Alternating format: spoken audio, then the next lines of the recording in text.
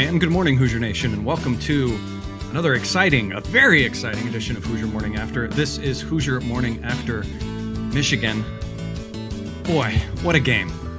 What a fun time. What a good feeling to have as Hoosier Nation.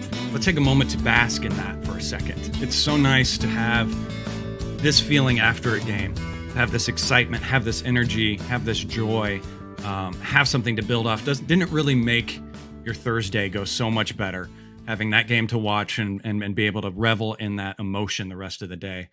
But anyways, yesterday your Hoosiers go on to defeat Michigan 74-69 in a just remarkable comeback. The 11 mark of the second half, after a first half and kind of beginning of the second half that IU didn't really have the effort. Lacking a little bit of just gusto on defense, just didn't look locked in. Trace Jackson-Davis struggled a little bit. And the 11-minute mark just ratcheted down the defense and led to that astonishing 31-9 run to finish off. IU finishes 7 for the last 9 shots, and Michigan finishes 2 of the last 17. Locking down Hunter Dickinson. Diamante has some struggles. Just some amazing play by the guys down the stretch, something that obviously has been a struggle for IU and been a common theme, at least at the back end of this season. That hump that coach talks about constantly is something that IU has struggled to get over, and they blasted through it. They maybe, instead of making a hump, they maybe made a pothole to keep it Bloomington common, and just such a great thing to have, such a great energy to bleed over to, and hopefully we see some of that continue on today. You will notice with me, I've got a brand new face with us today. He is Andy Bottoms. You'll know him from Assembly Call. You know him from all of his great work and Inside the Hall, all of his articles, and someone who's not very busy at all at this time of year. Doesn't have much going on. No one asking him for his impressions on anything. His opinion doesn't really matter this time of year at all. Of course, I'm being very sarcastic. Andy, thanks for being on. Just give me your overall thoughts on the game. Yeah, no problem. It was there was a little while where I thought I might just stay up from doing bracketology and not go to sleep at all based on how things were going for a little while yesterday. But now the game was my watching or overall experience was a little bit odd. I was at work, had some meetings that I couldn't really move around to be able to get out of. So I watched the game largely on my phone over the first half and the beginning of the second half, and overall was pretty disappointed in just the overall effort, urgency level, pretty much all of it, I would say, up to that point. And so I went into a meeting about 1:00 and was like, well, I guess I don't need to worry too much about this. And so every once in a while I would put my phone on just to see what the score was, and it would get a little bit closer and a little bit closer. And then it got into covering something, and all of a sudden somebody goes, I think they're within 4.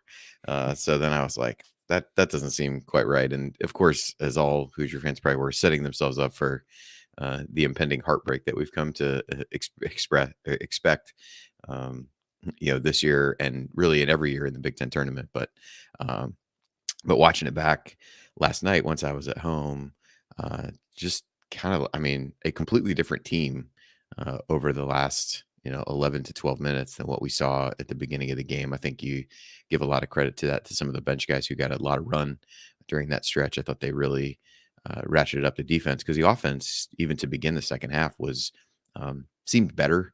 And I think part of that was having, X back on the floor after him, getting benched with a couple fouls in the first half. But they weren't playing defense well enough at the beginning. They have to make it matter. They weren't really making up any ground, even though they were playing better offensively. And it really felt like once you had, Rob and Trey and Jordan Geronimo in the game, the level of defense really ratcheted up. And, I feel like we've seen this with some other teams against IU, unfortunately, is, you get a few baskets once things really get rolling.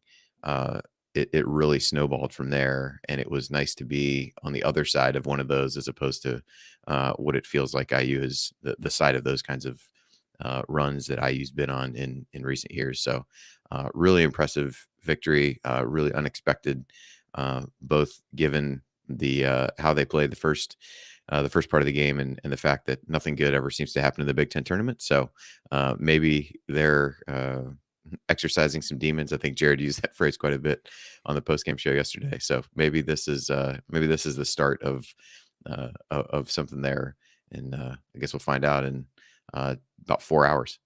Yeah, that's crazy. Yeah, 4 hours just away from the next game, and a lot of carryover. We hope from all the good stuff and everything. Let's get obviously one thing kind of out of the way. Something that obviously is going to not age too well in 4 hours, but bracket talk. Obviously, this game coming up here, Illinois, and you're in.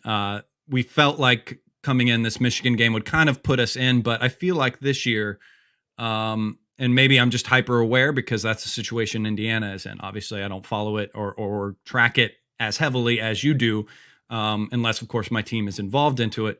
But it feels like the bubble is larger or is moving around a lot more this year than it does on average years. Is that true, or is it just are we just hyper aware as Hoosier fans? I think I would tend to say it's a little bit of the latter. I think the way I had it right now, and exchanging some text last night with some of the other guys that are doing the Fielding the 68 show that I've been a part of this this season, kind of feels like there's 6 spots out there and kind of 9 teams firmly in the mix for those, and then I think you put Virginia Tech and Dayton on the periphery of that, so maybe you've got 11 teams for those 6 spots. And I use right there in the mix. I haven't quite finished up today's bracketology. I called it a night after looking at things quite a bit. I tend to think that they're going to be on the good side of things today.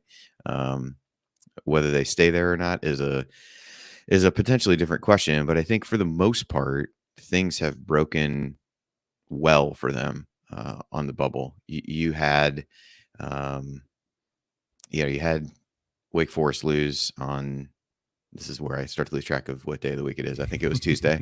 You had Notre Dame lose yesterday, which kind of hurts IU in a sense because it did drop them right now to a quad 2 game as opposed to quad 1. But I think it also calls into question, Notre Dame's overall resume, which I think is potentially a positive thing for IU. You saw, somebody was going to lose that Florida Texas A&M game, but I think that was basically an elimination game for them. And you haven't, to this point, knock on wood, had any bid thieves because Murray State was able to win the Ohio Valley and Loyola was able to win the Missouri Valley, who I don't think was a surefire at-large candidate either way. But so I think in general, the results have been pretty positive for IU. Xavier losing was another good one for IU. So I think that's helped, and I think maybe that's why it feels like there's been more movement because there has been a lot of the teams that coming into the week were right around that last 4 in, even the last 4 buys. So the last 4 teams that don't have to go to Dayton, and then the first 4 out. I think a lot of those teams have lost and have struggled a little bit. So overall, I think a good news for IU. Like I said, I anticipate having them in when today's post goes live on Inside the Hall, but not in so safely that not saying they could not. There's no circumstance that they could afford a loss to Illinois, but I think a win and they can feel pretty good, especially once you watch another day of other conference tournaments played out and kind of figure out who those potential bid thieves might be. I think if you're looking for who to root for or against today, I would be rooting against Oklahoma. I'd be rooting against Virginia Tech. Both of whom I think have some tough games. And I think in the A-10 is really a big one. You kind of want Davidson to be able to get there, and ideally a VCU or Dayton would lose relatively early in that one. So there's definitely some interesting cases when you look at Rutgers, when you look at even Michigan at only 3 games over 500 there. So there's going to be some tough decisions for the committee, and I guess by proxy for folks like me to make over the next couple of days. All right. Thanks for chiming that in. Obviously, it's ever changing and may age very interestingly in a few hours. Getting back to this game, X, just talking about specific players, X just continues to prove that he's kind of become at the back half of this season one of the most, I should say, important players for this team. He proves to be another big spark for this team, just creating in the first half and really kind of feeling like he was the only one really putting in the full effort. I hate to say effort against other guys because maybe they are putting in effort, but just that next step of effort and everything. And got benched, which was questionable, and we all wondered. At least IU kind of stayed within striking distance while he was off. But going in there and playing in the second half was very instrumental in bringing Indiana back. Talk about X and what you saw in his game and how he's been for us this year. Yeah, I mean, he just feels like a guy. I agree with what you said at the beginning that he was certainly playing at a different level than everybody else was. Whether you attribute that to effort or whatever, but he looked different. The way that he was approaching the game looked different than I think what you saw from the other guys out there, and I think that showed. And he was. It feels like some of these games where him and sometimes maybe one other guy are just trying to drag everybody else along until they either wake up or things start to go well or whatever the case may be. I think you saw that in the Purdue game to an extent.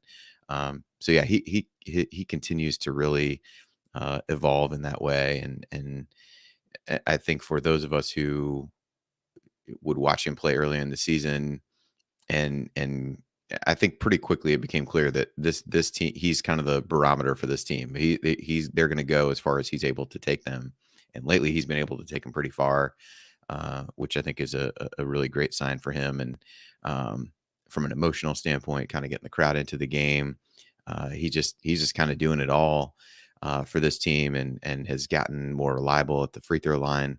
Made those couple free throws at the end to ice it there with about 10 seconds left. And the auto benching with two fouls thing, I guess it just seemed, given the circumstances, it seemed strange to me that as the game started to at least feel like it got away from them in the first half, that you didn't go back to him at some point. And I thought, if the game turns out a different way, I think that's a huge storyline that we're talking about. I think Woodson ends up being off the hook a little bit on that, just because it ended up working out. Mm-hmm. But you kind of saw that situation early in the second half. He picked up that third foul, which was pretty cheap, to say the least. I thought the second one was pretty cheap, actually, too, just in terms of, I'm not sure what you tell him to do differently in order to not pick up the foul. But you could kind of see him, put his hand out and kind of almost plead to Woodson, like, don't take me out. And he didn't. And in that case, he was rewarded for leaving him in. And so I definitely think the game would have turned out differently if he had made the call to take him out even for a few minutes in that stretch. And yeah, I think a exciting matchup for him again today. Illinois got some really tough guards, but I think we talk a lot about what he does offensively, but I think his ability to put pressure on the ball was certainly important yesterday, and is going to be important today as well. Yeah, it's interesting to look at the two different times he's played in Indy. Last time he played in Indy in the Notre Dame game, IU fans booed him when he took a pretty ill-advised, what he's done a few at the beginning of the season, quick 3-point shot.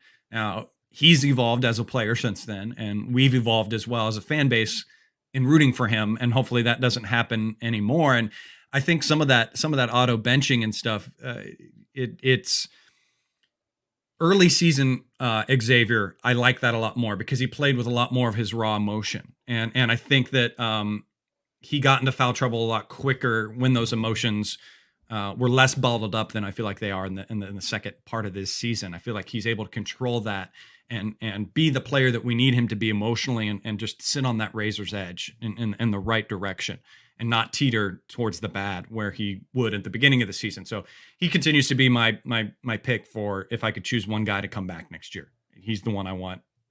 No question. Trace Jackson Davis started slow, like he kind of has, very similar to what we saw in the Purdue game, where he just kind of appeared to be kind of going through the motions to a degree. In the first half, did a lot of back to the basket, trying to drive down on Hunter Dickinson. Didn't really get going. Then, as talked about in the post conference with the coaches, Trace responded to coach really telling him that he wasn't playing well, that he can play better, he's a better player and everything, and it led to him playing more mobile too. He talked even in the pre-conference before the game that he enjoyed a lot of the pick and roll stuff that they were doing in the Purdue game, and he told coach he wanted to do more of that. I was aggravated at the beginning of the game because I didn't see any of that. In the second half, when things got better, he got moving a lot more and started to do more of that pick and roll offense and everything like that. What did you see from Trace's game in that sense? And obviously, this is something we need to continue on today in Illinois. More pick and rolls. Yeah, it was. I mean, at the beginning of the game, he just looked totally out of it. I think they even referenced on the broadcast, how kind of slow he looked, and I am pretty hesitant to agree with anything that Stephen Bardo says, but in that case, I did. Um, and yeah, he just seemed kind of lethargic. Really, some of the similar things we've seen with him against Dickinson in the past, and just against other bigger guys, where he really seemed to on the offensive end, struggled to get position for himself where he needed to and was getting pushed out further away and was struggling to make some of those hook shots and moves inside. And on the defensive end, he really struggled as well. Was on the boards, was getting kind of pushed up under the basket, was giving up position pretty easily, just looked kind of lost. And so whatever switch flipped, certainly flipped at halftime, because even if you go back to that first defensive possession in the second half, I mean, he was up on Dickinson, really active hands, really active defensively in a way that he most certainly had not been in the first half. And so, I think that set the tone a little bit for him. He was able to get some of those run out baskets, was able to get some dunks to go in. And I think that speaks to some of the mobility and things like that. And we've talked about that over the course of the season. I mean, we've seen enough of this guy to know matchups where he's really going to be able to do damage in a true traditional post up sense, and matchups where that's not going to work very well. And I think that was one of the reasons that you look at this Michigan game and say this is not a great matchup for IU. When the way that things broke toward the end of the Big Ten season, if you looked at the path that IU might have in the Big Ten tournament versus the one that they got, one of the things that you would say would be, Dickinson, and then today Kofi Coburn are guys that Trace has really struggled with, just given their size, their ability to push him out a little bit further. And so you'd like to think that you'll see them putting Kofi in more of those pick and roll scenarios. And he's gotten better at that. But if, you think back to, Illinois getting bounced from the NCAA tournament last year, a lot of that had to do with Loyola continuously putting him in those situations and him really struggling. So I think you're going to see more of that today. I think on the defensive end is where things really get interesting for him with Kofi, and just figuring out how to push him out as far as you can, and not get in foul trouble and some of those things. But yeah, Trace's play in the second half was, I mean, it was absolutely night and day to between first half and second half. And I think um, he has limitations. I think we all know that, but a second half like that was IU really able to largely maximize the things that he did well, use his quickness to make moves, and I think that even gave him some confidence. He did get better post position, even when they did that. There was a jump hook that he was able to take pretty quickly. He got foot inside the paint on the block, went up quickly over his with his left hand, and was able to make the shot somewhat late. And I think you saw his confidence grow as he made some shots and was a little bit more involved in the game, was more active defensively. And I think you saw his confidence grow to be able to get better position. But I think what really got him going was getting a few easy baskets, getting him on the move, and really some of the things he was able to do defensively sparked him, the team, and the whole thing. Great. And another person that got in there in that lineup that we haven't seen in a while, and it continues to be the position for IU that I get mixed on is the 4 position, because we got Race, who's the great vet and everything, but then you've got this powerhouse that's just kind of waiting to bloom in there to come in for him in Jordan Geronimo, and he had a great game coming in the second half. He was great. He was locked in more as the season has gone on. He's just locked in more as a player. He's had the games at the beginning of the season where he tends to get in there and he kind of looks like the lost deer, I like to say, or the fawn, where he's just kind of deer in headlights and doesn't know where exactly to go, and because of his size and his length, it looks exaggerated, obviously. But defensively, he did such a great job on Diamante. Had a few offensive contributions, but as Trace Jackson even said in the post game, that he was really good on rebounds. Trace said that he would go up for rebounds and look up, and Jordan was already ahead over him, going up there for the rebounds. Talk about what you saw from Jordan in that second half. Yeah, he's a guy that I've wanted to see more of this year, and I think everybody has. I think the challenge is that with this team's roster, that will often come at the expense of Race Thompson, who's been Mhm. um, probably the most consistent player not the best, not the most important, but the most consistent over the course of the season. And so, to give Geronimo minutes in the way that the rotations have gone, would say that you're going to see Race on the bench more. But I thought Race, like a number of guys, struggled. I don't think Diabate is a great matchup for him in terms of what Diabate does well, and it's one of those where IU tried to get Race some post touches to take advantage of that, and it didn't really work. I think the first Illinois game we saw a lot of that, so I'm curious to see what they do today, where they thought they had an advantage with Race on a smaller four, and really tried to get him the ball inside. I think you saw them try to do that yesterday.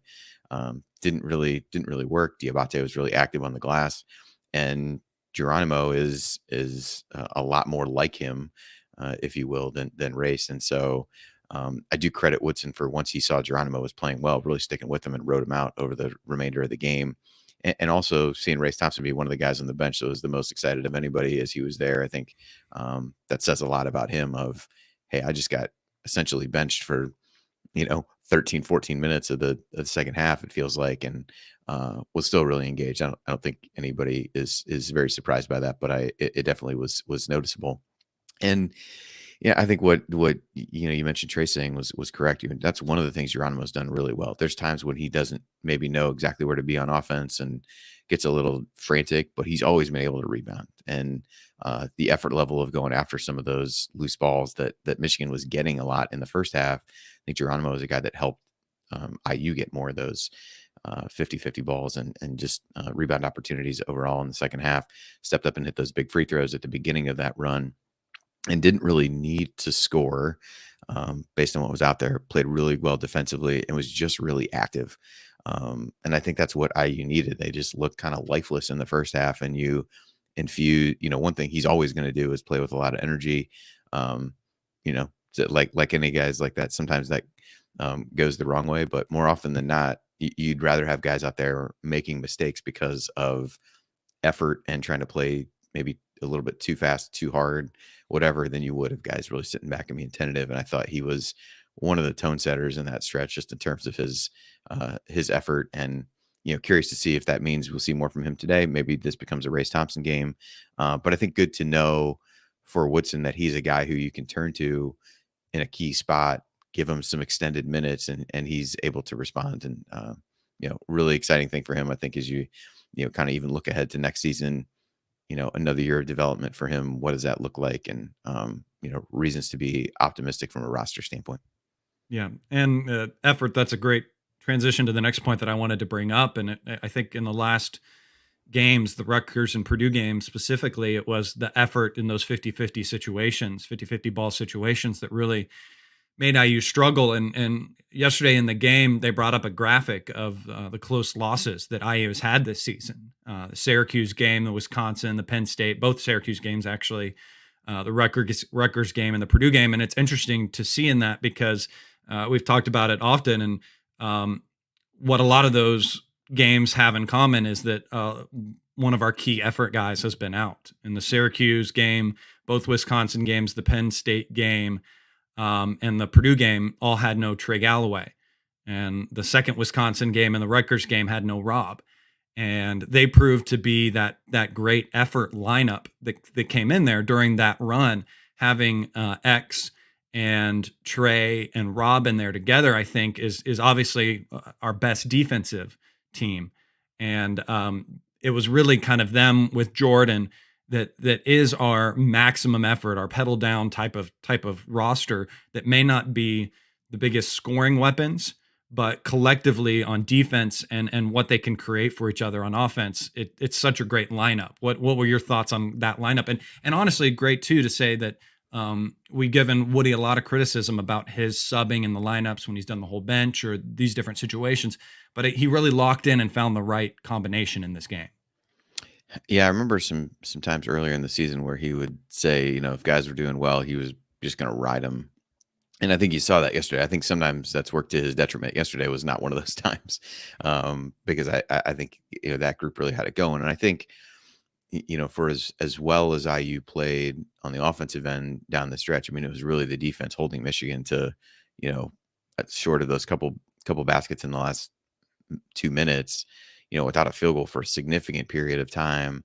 And the defense is really what sparked spark them, and those guys were a big part of that. One of the things that IU struggles with, I know, Zach Osterman, I think, brought this up on the Mind Your Banners with Dustin leading into the game. IU really lacks wing defenders, and Trey Galloway is kind of the only guy who's in between who can guard some of those guys, and those are positions that Michigan typically is pretty strong at. And so I think he saw Galloway be able to step in. I was really surprised the number of minutes he was able to play. Perhaps Mike Woodson was as well, and so we'll see how he responds in second game in 2 days today. But I think he really brought that, moves the ball, is aggressive, and is on the attack. And I think sometimes when IU, both defensively and offensively, goes into a shell a little bit, you just lack that attacking mentality, which is something that he is always going to have, for better or for worse, as you go through there. And then Rob, I mean, we've talked about him coming into the season as one of the team's best and most important defenders. I think that was true as well. Michigan doesn't have particularly big guards when you look at Eli Brooks and Jones. So I think in that case, sometimes IU can get burned a little bit with playing X and Rob together if you've got teams with bigger guards. But again, this is not one of those times. Devontae Jones really gave IU a headache in the first half, but they were able to slow him down quite a bit in the second half. And I thought Rob played really well during that stretch. And then Miller Kopp comes in for him after Rob gets his fourth foul. He got a couple cheap ones as well, where the guy's locking his arm and dragging him around a screen, and then it gets called on Rob. And I thought Miller was able to come in at that point and bring that same defensive intensity. Had some good closeouts, and that kind of moved Galloway over in terms of who he was guarding. But yeah, I think that the defensive mentality, and none of those guys scored a ton of points. If you look at Trey and Rob, to that extent, those guys combined for 9 points in 46 minutes. That's not going to set the world on fire, but I think their defense was really what turned things. And when Trace was playing that way and X was playing that way, you just need complementary pieces out there offensively to kind of be a threat, be able to attack and find the open guy. And that's something that Dre has continued to do really well, as his passing has been good, and it gives IU kind of a second facilitator out there with X. And just continues to be such a tough player too. There's a replay that I was amazed they showed the replay, but Hunter Dickinson's 3-point shot that Trey tried to close out on, and looked like a very interesting motion to go from your shooting motion to elbow wing, Is that chicken not how wing coming you? out to the Is side. that not how you follow through on a shot with your offhand? You just kind of flail your arm wildly to the side when somebody else's face is right there. Hit a guy in the face, yeah. But Yeah. Trey's too tough to go down on that kind of situation. He just keeps playing through that kind of contact and everything, which is, again, to channel a little bit of my inner Ryan for a minute. The reffing was very interesting and has been rough for Indiana a little bit recently, and was a little unbalanced. And while I said this on the post game with Jared, while I don't think it obviously wasn't the reason IU was down so much, but I think it also, when it started to get called a little bit more even in the second half, I think that also helped to contribute to the team's attitude. I think when you're down so much and you're trying to fight back and you're getting called for all these leading fouls, or the fouls aren't coming your way, that's going to affect you a little bit mentally. So when it started to call a little bit even, I think that calmed the guys as well, or to take that out of their minds, be one less thing that they had to kind of focus on.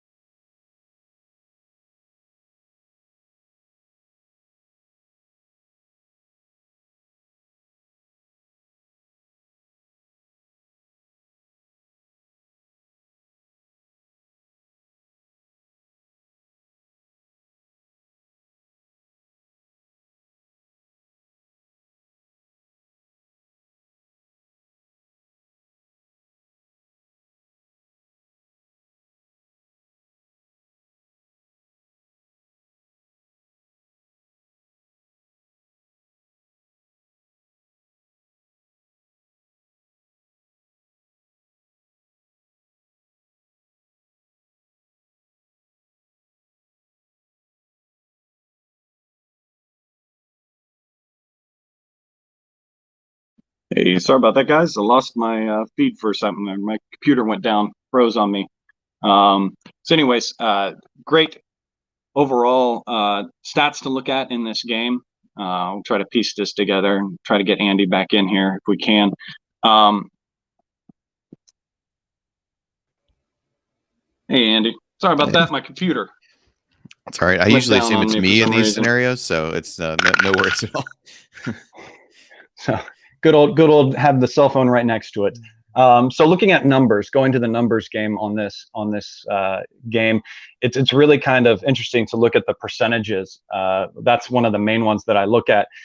In the first half, shooting just shy under 38% from the field, and which led to then 55% in the second half. 40% from three in the first half, while good, 4 for 10, but 80%, 4 for 5. Not shooting high volume in the second half, but making them at a good clip and making ones that you need. What are a few other stats that you saw in this game that stood out for you? Yeah, I think one of the things that you were talking about before we got disconnected was the fouls and things like that. I thought while I was a little perturbed by it as well, not nearly as perturbed as Woodson seemed to be with the foul disparity, I thought IU started to get calls when they were the aggressor. And in the first half, Michigan was really the aggressor. They had some of those fouls where Jones is kind of driving wildly to the basket, and it felt like every time he would just throw something up, they'd end up calling the foul.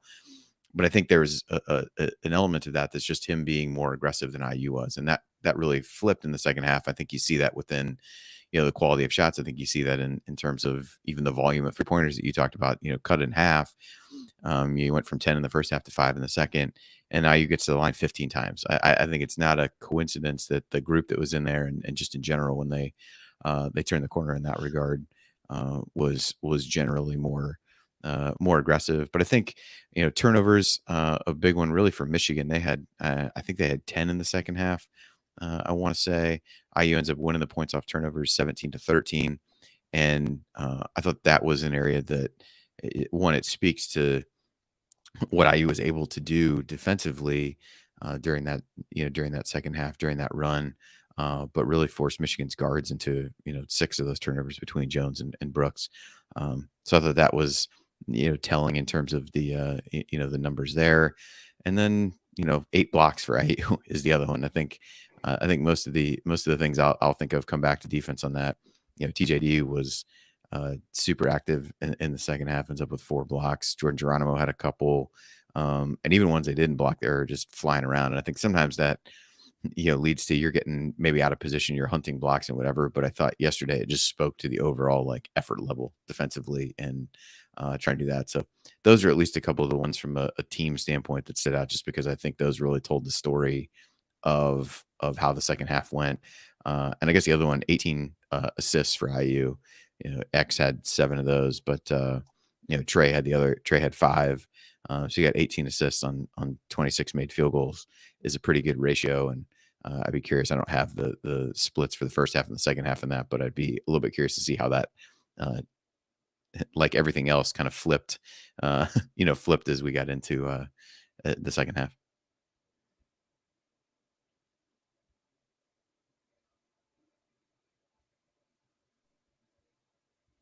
Might have lost Chad again here. It would appear. Well, I suppose while I wait for him, assuming this is still on, can talk a couple other stats. I mean, another one, for me, rebounding. Again, I don't have this in front of me. First half versus second half, but IU ends up. Oh, maybe you're back again. Maybe not.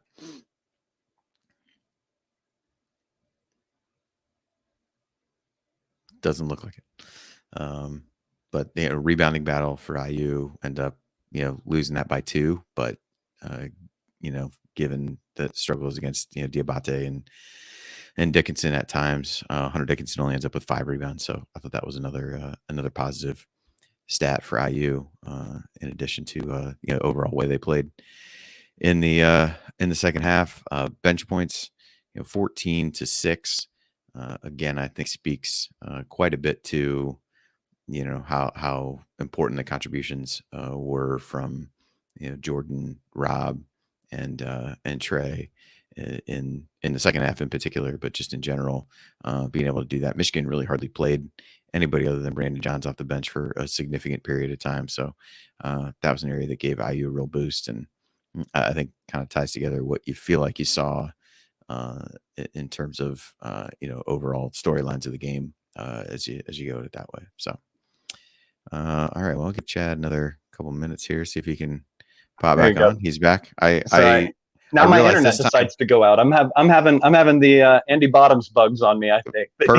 Perfect. I did a couple other stats to kind of fill time while I was waiting on you to get back this time, since I figured it wasn't me. I dropped out the first time because I thought it was me, but I think that was just us not getting connected at the same time. I'm just getting my computer back up. But moving into this game today, obviously Illinois is a very guard heavy team. Obviously they've got the great complementing situation. They've got Kofi down below, and then they've got guards that can light it up for him on the outside and complement him very well.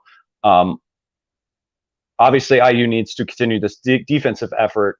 Kofi's going to get his, and we don't exactly have the best counter for him. But what we have to do that we didn't do well in the last game is we got to take care of the guys around him and not let the guys that the guards get hot and everything like that. I think it's going to be interesting to see how the starters line up with that, and if coach has to go towards more of a lineup that we saw that helped us in the second half. How do you see this game going in this matchup? Yeah, it's interesting. I'm trying to think back a little bit to the first matchup, and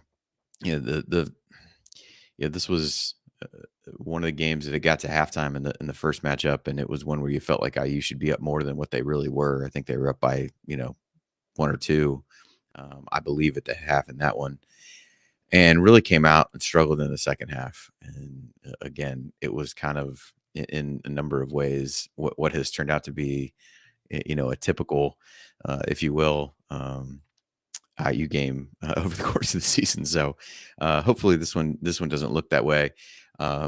It's another one that Trace has struggled with, as I mentioned earlier, with Kofi and being able to deal with him. And I think you're right. You're not gonna.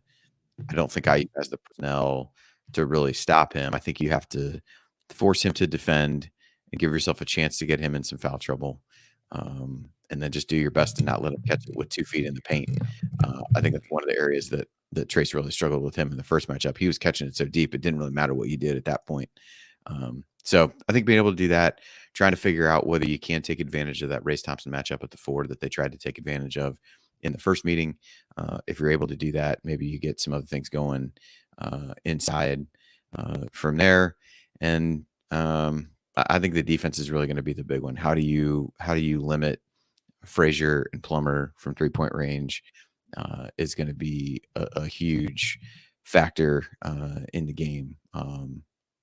Plummer ends up with 14 points and Frazier 23 in the first matchup. Like, you're probably not going to win this game if those guys get in the neighborhood of 35 to 40 points against you today. So how do you defend those guys and some of those things? I think Illinois is good defensively, but I think if IU is able to keep X on the floor as much as possible, I think you got a chance to score with them a little bit. It's kind of like Michigan. I think it was Osterman again that tweeted out yesterday, like, you got to be able to score to beat Michigan, and IU wasn't doing it early, and they got some good things going later. So hopefully getting off to a good start would be. So we're just a little bit under 3 hours or so. 3 hours from that tip. That's going to be a tense game. Are you watching from the office again? I know I'm going to be a little bit from the phone. I'm going to be heading to my daughter's dance competition and everything, so I have to try to watch from my phone there. Hope I have good service and everything. But we'll be there cheering on, and I trust Hoosier Nation will be there going crazy. Great to see the guys there, the fans there cheering them on, getting things going in this game. So I expect nothing less. I expect maybe even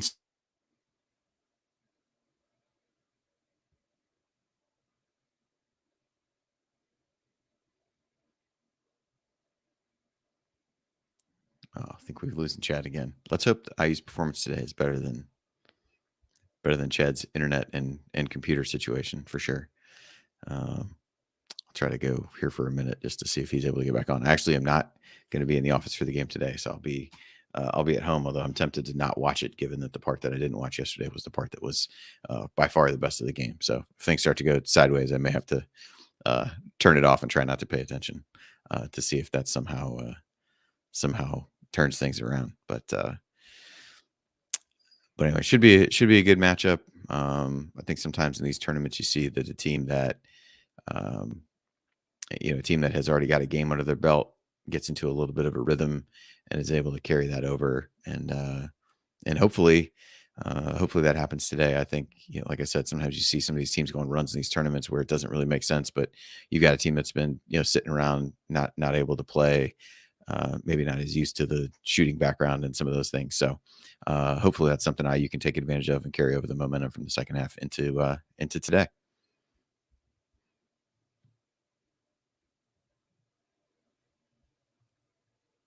I think Chad's back, sort of. All right. Well, hear me?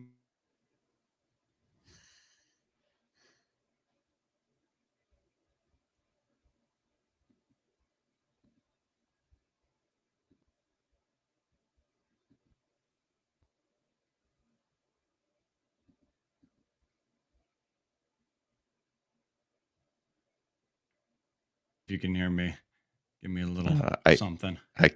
I can now. Okay, great.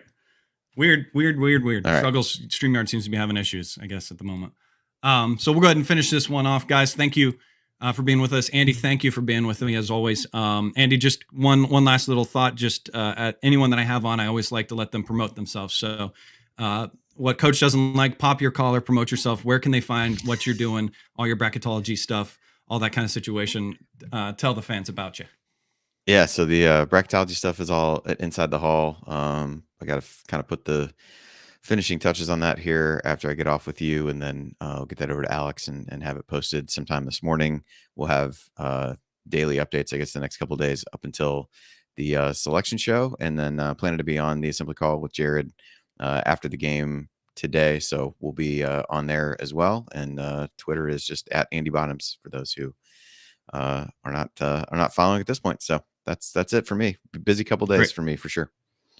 Awesome. Thank you, Andy, again for being on, and thank you for sticking with us on this crazy technical episode of Hoosier Morning After. Obviously, I'll try to be back as soon as I can with the Illinois post-game show. That might be a little difficult. As I said, I'm going to be at a dance competition this weekend for my daughter, so it might be a little different from that. But your Indiana Hoosiers play very shortly, guys, so we don't have to wait very long for another game.